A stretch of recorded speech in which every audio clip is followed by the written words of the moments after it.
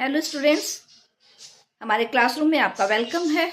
आज चैप्टर 4 यानी psychological disorder के एक topic trauma and stress related disorder पर हम चर्चा करेंगे। जैसा कि नाम से ही पता चलता है कि इसके अंतर्गत जो डिसऑर्डर आते हैं वो हमारे लाइफ के ट्रॉमा या स्ट्रेसफुल सिचुएशन से जुड़े होते हैं।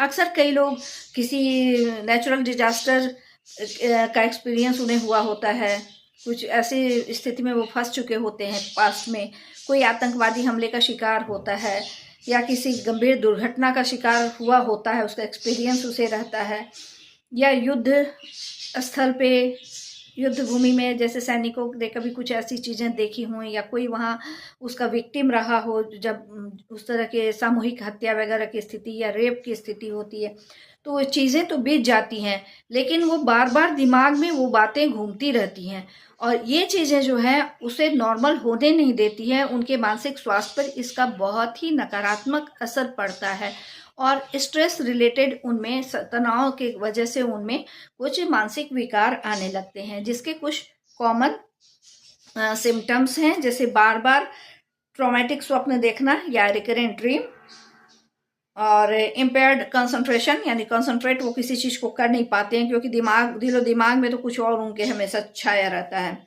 बार बार पास्ट के बिटर एक्सपीरियंस के बारे में सोचना फ्लैशबैक की तरह दिमाग में आता रहता है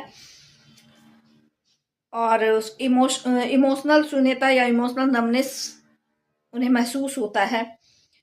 ये सारी चीज़ें जो है उन्हें बार बार होती हैं, जिससे उनके मानसिक स्वास्थ्य पर असर पड़ता है। इसमें इस कैटेगरी में जो डिसऑर्डर आते हैं उसमें मुख्यतः पोस्ट ट्रॉमेटिक स्ट्रेस डिसऑर्डर और एडजस्टमेंट डिसऑर्डर माना जाता है। पोस्ट ट्रॉमेटिक स्ट्रेस डिसऑर्डर में आप बार बार स्ट्रेसफुल सिचुएशन की चीज़ें जो मैंने अभी सिम्टम्स कहे वो सारे रिपीट होते रहते हैं, जो आपको साथ साथ में उसके आप डिप्रेस्ड हो सकते हैं। आप स्ट्रेस की वजह से आपको कुछ साइकोसोमेटिक डिसऑर्डर भी हो सकते हैं, जैसे हाई ब्लड प्रेशर, शुगर की बीमारी, तो सारी चीज़ें उनसे जुड़ी होती हैं।